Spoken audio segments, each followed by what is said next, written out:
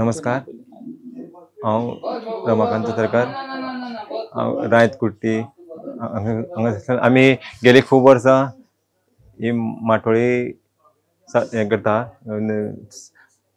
रानांतल्यान फळां फुलां हाडून सजयता. आनी 2005 सावन गव्हर्मेंटान आर्ट एंड कल्चरान तेणी तेका एक कॉम्पिटिशन दवरलें आसता न्हू, त्या खातीर मातशें तेका आनी मातशें हें हाडटा.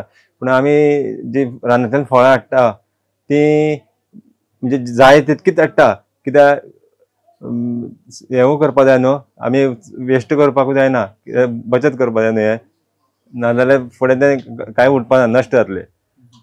हे वर्सा आमी रामलला केल्लें आसा. तेका आमी सायलाची फुलां, बिल्ल माडाची आनी नाल्लाचें तोंड केल्लें आसा. आनी तेजे बाणाक मोके यूज केल्ले आसा. आनी हे फावटी आमी 300 बांदलेले आसा. हे फावटी नवे केसर आमकां मेळिल्लें आसा. आनी घोसाळीं आसा. हे आमी पुट्ट्या पासून हे केल्ले आसा. हय, अयोध्याचे आमी हे केला.